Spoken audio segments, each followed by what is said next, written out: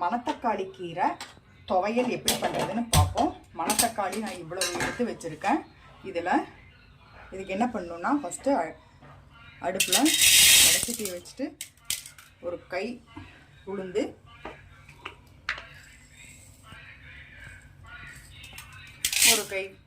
ஒரு 2 ஸ்பூன் கடலைப்பருப்பு போட்டு நல்லா வறுத்துக்கணும். நல்லா வறுபட்ட பின்னாடி ஒரு பிளேட்டில் மாற்றிக்கிங்க.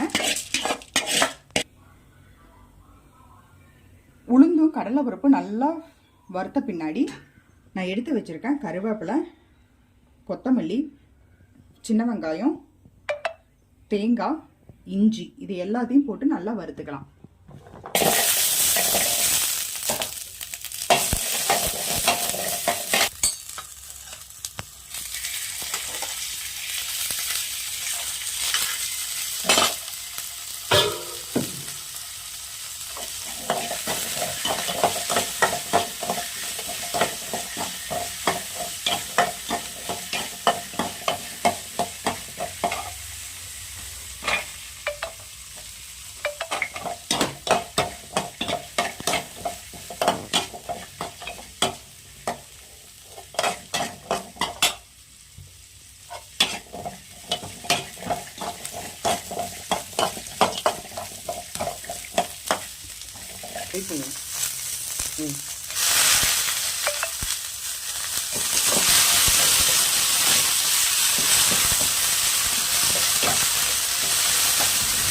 எல்லாம் வறுத்து எடுத்துட்டு மணத்தக்காளி கீரை எடுத்து வச்சுருந்தோம் இல்லைங்களா, அதையும் போட்டு கொஞ்சம் ஆயில் விட்டு நல்லா வணக்கி எடுத்த பின்னாடி தேவையான அளவு உப்பு, புளியும் கொஞ்சம் சேர்த்துக்குங்க. நான் இதில் காமிக்கல.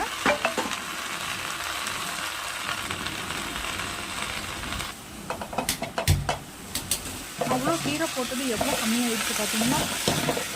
ஆனால் இந்த மணத்தக்காளி கீரை சாப்பிட்றதுனால நம்ம வாயில் இருக்கக்கூடிய புண்கள் எல்லாமே க்யூர் ஆகும். வறுத்து வச்ச உளுந்தும் கடலைப்பருப்பு ஒரு மிக்ஸி ஜார் எடுத்து போட்டுட்டு, அதுக்கப்புறம் நம்ம இந்த வறுத்து வச்சுருந்தோம் இல்லைங்களா, வெங்காயம்,